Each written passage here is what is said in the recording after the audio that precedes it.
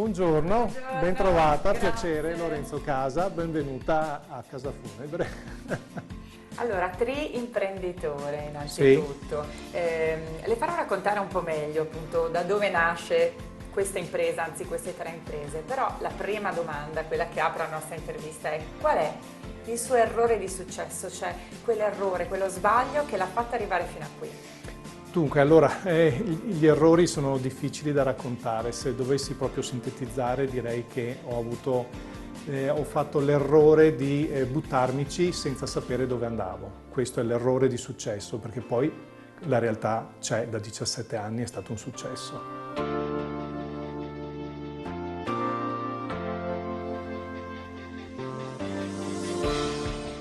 Questo è il mio ufficio, siamo un po' strettini per la realtà che abbiamo raggiunto, però insomma al momento continuiamo e poi qui ha sede ovviamente la Casa Funebre, poi c'è Casa di Noè Funeral Pet, seguiamo le cremazioni per gli animali da affezione e poi c'è l'ultima novità in tempo in successione, quindi sono 5 anni di NCC, noleggio con conducente, una Maserati per portare gli sposi il giorno più bello. Quindi cerimonia funebre e invece cerimonia di felicità, quella del matrimonio. Mi fa vedere, entriamo nel cuore dell'azienda? Sì, va bene, d'accordo. Sapete che il mio mondo è un po' particolare, quindi faccio accomodare. Grazie.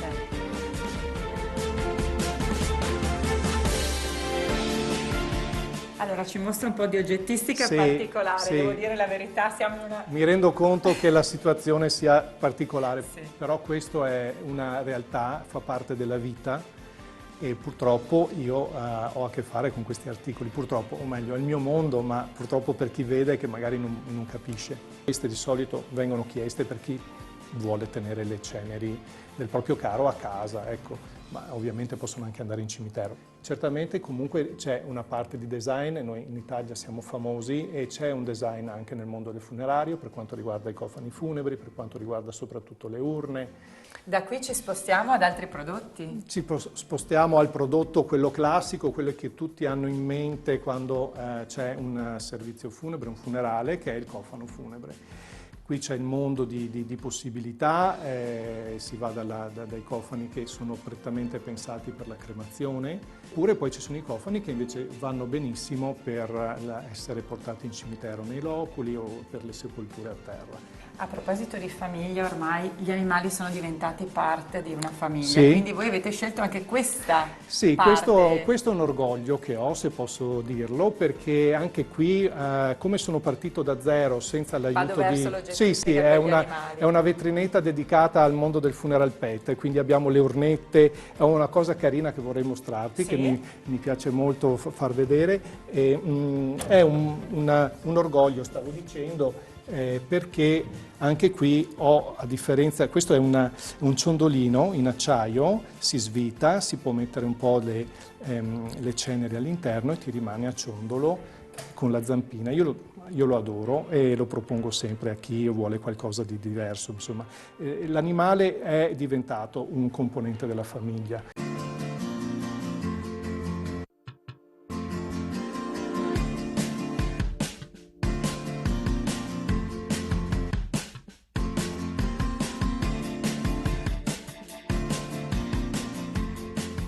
Mi viene subito da chiederle da dove nasce questa passione o comunque questa scelta lavorativa, perché è una scelta un po' particolare ovviamente. Sì, nasce dal caso, nel senso che io ad un certo punto della mia vita, persona con busta paga, decido di mettermi in gioco e diciamo che la mia intenzione era quella di vendere automobili. Io ho una grossa passione per le auto e ho presentato il mio curriculum al centro per l'impiego pensando di andare a lavorare per un concessionario d'auto e un giorno mi chiama un'azienda e io scambio per BMW, invece era BMC, che sono dei grossisti di materiale funerario e cercavano una figura come la mia e mi sono approcciato per la prima volta al mondo del funerario.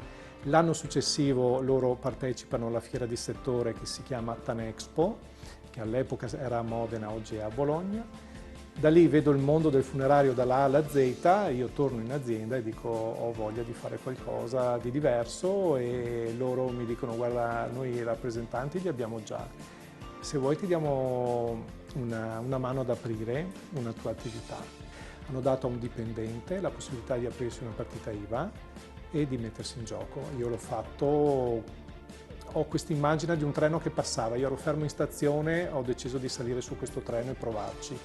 Quindi un salto nel vuoto, Decisamente. Per una professione molto particolare. Non c'è stato nessuno che le ha detto, penso ai suoi genitori, penso ai suoi amici, ma cosa stai facendo? Sì, i miei genitori, e conoscendomi, cosa vuoi, mi conoscevano anche da bambino, alla mia sensibilità, non ritenevano che fosse possibile quello che dicevo prima, riuscire a gestire queste situazioni così emozionali, così forti, queste situazioni di obitoriali, di sinistri stradali, ci sono situazioni molto pesanti, eppure io non so come faccio, ma riesco a trovare un mio modo per affrontare le situazioni. Ovviamente questa si chiama intervista imperfetta, Sì. Quindi andiamo anche a scavare su quelli che possono essere gli errori, le imperfezioni, anche per chiedere all'imprenditore, come nel suo caso, ma siete nati imparati? No, beh, io nel mio caso mi sono buttato, non ho avuto esperienze precedenti, non sono figlio d'arte, non sono ex dipendente di impresario funebre, io ci ho sbattuto il naso e alla grande. L'esempio che posso fare è che il primo servizio funebre che ho affrontato io non ho mangiato, giuro, non ho mangiato per 3 giorni, io sono riuscito solo a bere. Errori in questo campo ci possono essere? Di che genere? Allora, devo dire, sono sincero, non parlo volentieri degli errori, io sono un po' un perfezionista, chi lavora con me sa quanto maniacale sono e quindi mi permetto di dire che difficilmente sbaglio, ma non deve passare un messaggio sbagliato della mia persona. In realtà ci sono delle sbavature, un errore grosso che ho fatto e che continuo a fare e credo che continuerò a fare perché io sono così, è quello di fidarmi troppo delle persone. Io credo che le persone, mi relaziono a loro pensando che siano come sono io. Io ho un papà che è un ex militare dell'aeronautica, ho la fortuna di averlo ancora, ha 90 anni, e mi ha insegnato poche cose ma giuste. La parola data vale più di un contratto, di una firma. Io se dico una cosa è quella, quindi io non ho bisogno di un contratto e penso, mi relaziono che le persone siano come me. Ci sbatto il naso, non è così, ma non riesco a cambiare.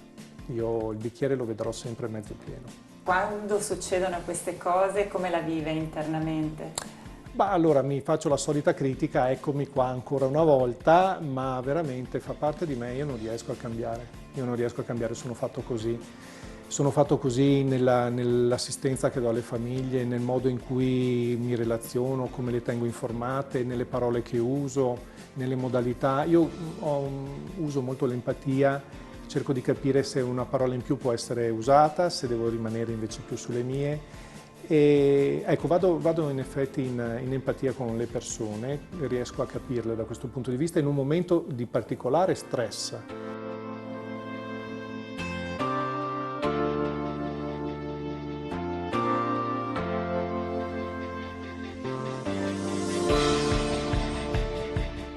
Mi è stato più difficile in altre situazioni dove ho rivisto, purtroppo magari per età, me stesso.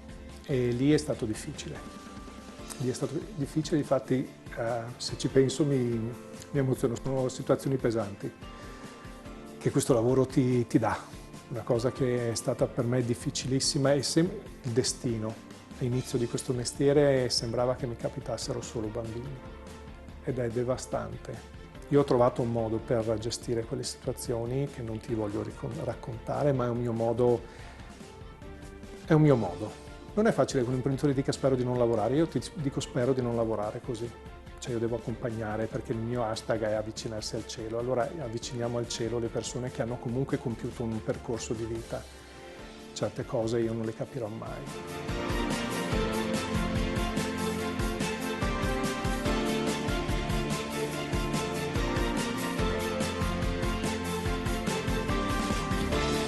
Se dovesse spiegare magari a un ragazzo che si sta approcciando al mondo dell'imprenditoria quali sono le difficoltà e che cosa fare quando si fanno degli errori, che cosa direbbe?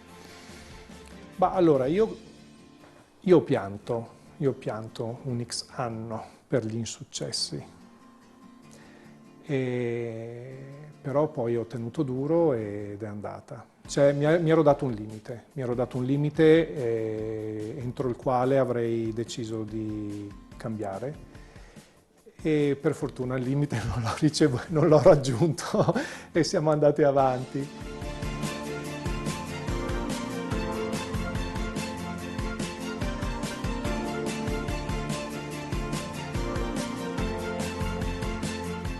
Devo assolutamente presentarti Francesco, che lavora con me. Piacere. Francesco. E Francesco è una potenza, il mio angelo custode, e con l'occasione volevo anche mostrarti più in dettaglio, se posso, due cose un po' particolari che non sono da tutti. Il diamante della memoria, che è un diamante che viene prodotto in laboratorio, vengono prodotti o tramite i capelli della persona o tramite le ceneri della persona, vengono prodotti in laboratorio in Svizzera ed è appunto un diamante della memoria. Qui c'è il DNA, il carbonio della persona, quindi è tuo, è della persona e non è un diamante naturale che prendi e non ha, sì, insomma, lo indossi, questo è proprio della persona che non c'è più.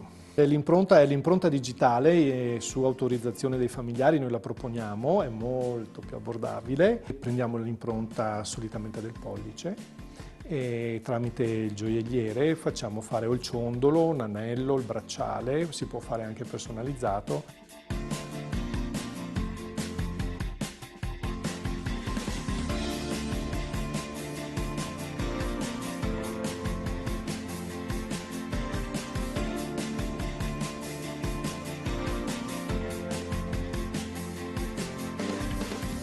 Siamo di fronte a questa macchina perché mi ha spiegato che appunto ha anche questa attività. Sì, NCC, noleggio con conducente, quindi ho la licenza pubblica e mi dedico al wedding, quindi ai matrimoni.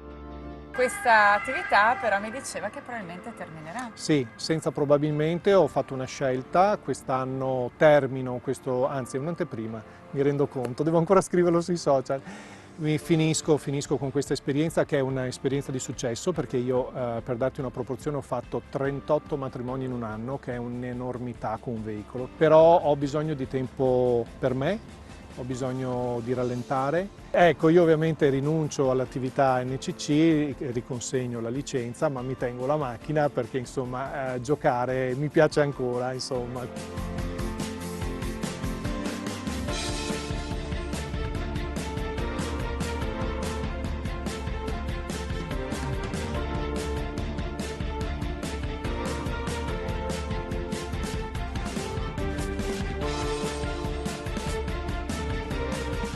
Io devo chiederle di sintetizzare questa nostra intervista imperfetta con una parola in questa lavagnetta. A lei il gesso e a lei la lavagnetta. È come tornare a scuola con la lavagnetta, Esatto. Mi mancava questa, però ecco la parola, abbiamo parlato anche prima, io scriverei empatia. L'empatia, io ne metto tanta di empatia. Empatia la possiamo declinare anche rispetto all'imperfezione e all'errore?